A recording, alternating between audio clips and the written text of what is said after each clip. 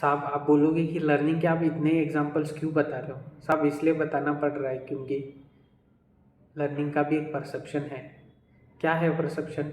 मेरे हिसाब से मुझे लगता है कि हाँ, हम लर्न तभी करते हैं जब हम लर्न करना चाहते हैं या कॉन्शियसली कर रहे हैं। हम ये चीज़ नहीं सोचते कि मैं कुछ देख रहा हूँ या किसी से बात कर रहा हूँ या फिर कुछ कहीं पे हूँ, कुछ क्या एक्टिविटी कर रहा हूँ, उससे क्या इफ़ेक्ट होता है। साहब हर एक्टिविटी से इफ़ेक्ट होता है। इसीलिए तो साहब हम हमेशा ये परेशान रहते कि हम करना कुछ चाहते थे, कर कुछ रहे हैं, क्योंकि हर एक चीज़ से इफ़ेक्ट रहता है साहब।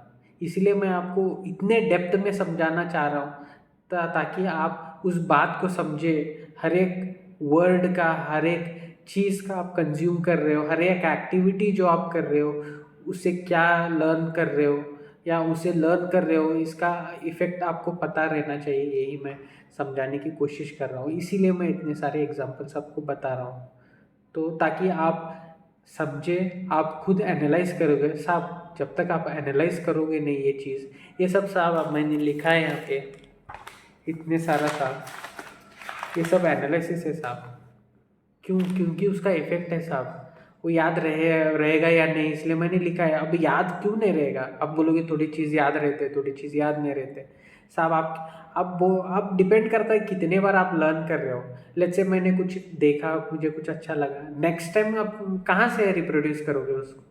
कहीं तो लिखना पड़ेगा ना, तभी तो रिप्रोड्यूस होगा। तो इसीलिए लिखा। लर्न मल्टीपल टाइम्स करने से लर्न करते हो साहब आप। तो ठीक है, आप जुड़े रहो, आप देखो, आप एनालाइज करो, तो आपको समझेगा कितना इफेक्ट है। और कुछ भी रहा तो बताओ, शेयर करो, ताकि अगर कुछ गलती है तो कुछ आपको लग रहा है कुछ मिस हुआ है या कुछ चीज़ के बारे में बताना चाहता है, मतलब किसी चीज़ के बारे में कुछ बताना है तो आप बताओ, मैं देखता हूँ, अगर मैं बताऊँगा देख के सोच के आपको। ठीक है, फिर जुड़े रहिए। Thank you.